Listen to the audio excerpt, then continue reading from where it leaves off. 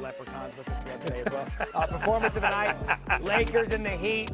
When you talk about it, it's fitting that the Lakers played the Heat, Monica, because Luka Doncic was on a heater, and you never walk away from a heater. Ooh, baby, you talk about being on cloud 9 or whatever you want to announce. No, that's right, cloud 9, yeah. Golly. I mean, this is unreal. And Luka's kind of done this in back-to-back games. Now, obviously not this point production, but against Houston, he was so cold in the closing minutes. 40 points in 38 minutes on Wednesday against the Rockets, to allude to that. 40 points through 3 quarters last night in the fourth.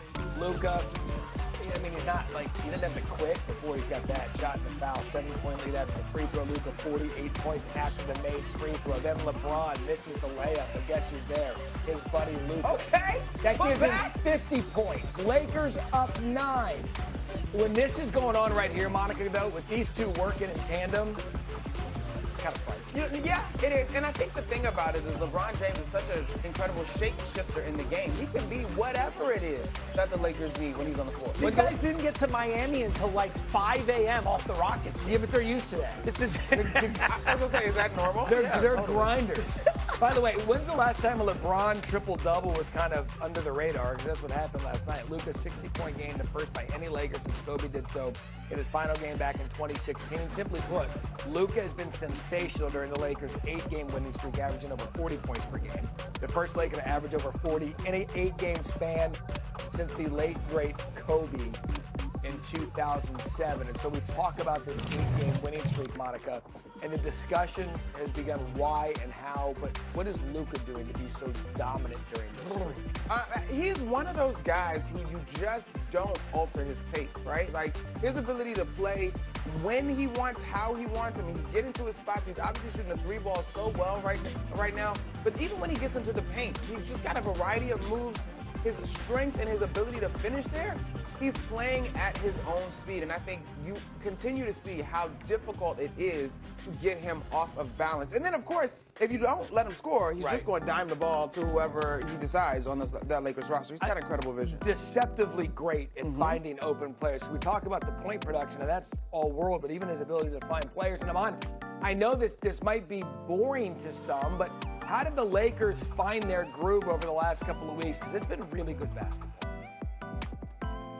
I mean, though we can't, miss out on Luka doing everything besides selling the popcorn himself on the offensive end. Where the Lakers have figured it out is defensively.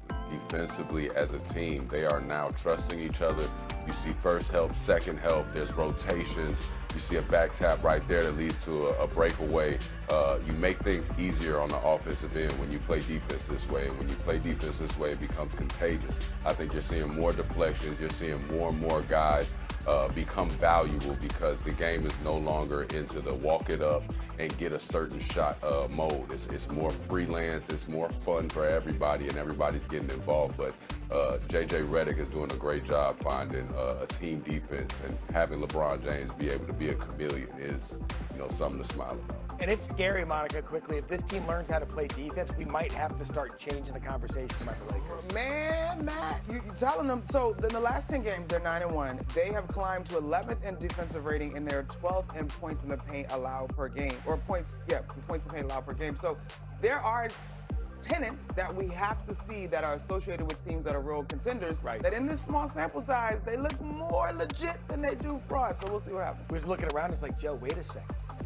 These Lakers look good, and Luka now climbing up the MVP rate. They do. He was 150-1 a couple weeks ago. Now he's 17-1. He's the second best odds behind SGA, and we've seen late season surges take out the leader at the end of the year. Joel Embiid famously did that to Nikola Jokic a few years back. Jokic had been leading most of the way, and Embiid snaked him in the last 2 weeks with a great run down the stretch, which is what we're seeing here.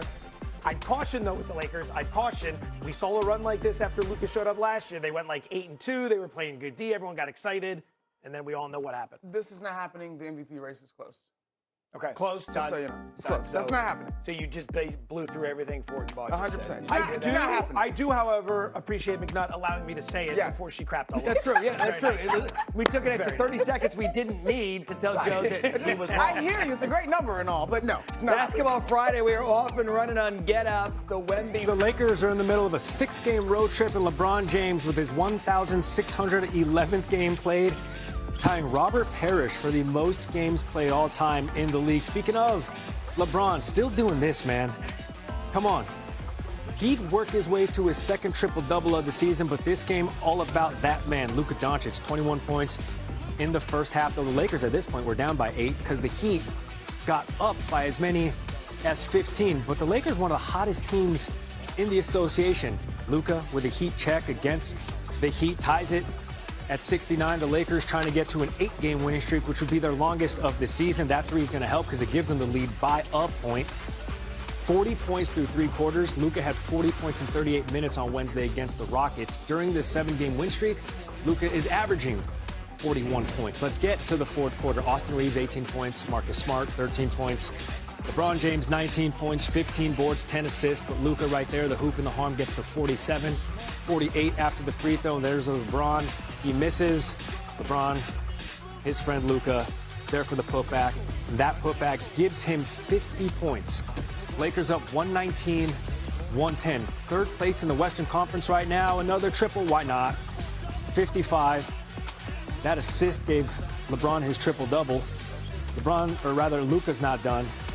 Falling away. He gets to 60, does Luka Doncic. Lakers win 134-126. Luka happy to enjoy the moment with the bros. I mean, that's what it's all about, you know. You see everybody celebrating on the bench. It's like it shows that we care a lot about each other, and that's what great teams do, you know. Just makes my heart happy, you know, seeing them celebrate my 60-point game. Luka's so good, man. He becomes the 5th player since steals were tracked in 73-74 with 60 points and 5 steals in a game. James Harden was the last to do so. Did it back in 2019. Before that, it was AI, Michael Jordan. Friday. You're on Get Up. Basketball Friday. I'm Matt Berry in for Greeny. Substitute teacher behavior. Great night for the NCAA tournament. Monica McNutt. No, that's not my name. You're the sub. She barely made it. Joe Fortenbaugh has no clue what's in the rundown. And also joining us, Sean Farnham. He was a red-eye Jedi until about 2 a.m. and Amon Shumpert. Points. VCU comes back in the second half. How much of this is on Hubert, Dave? Well, I think, look, every win is always going to be on the players. Every loss is going to be on the coaches, right? That's how we view sports. I think when you look at this season in its totality for North Carolina, one of the problems that we've seen throughout the course of the season has been at the defensive end of the floor and their inability to get stops. And they allowed 47 points in the second half of that game last night. And they got beat off the bounce. And that was a problem throughout the course of the season for this North Carolina team. But I think the broader picture of this, and you'll see it here in a second, is the connectivity out on the court defensively.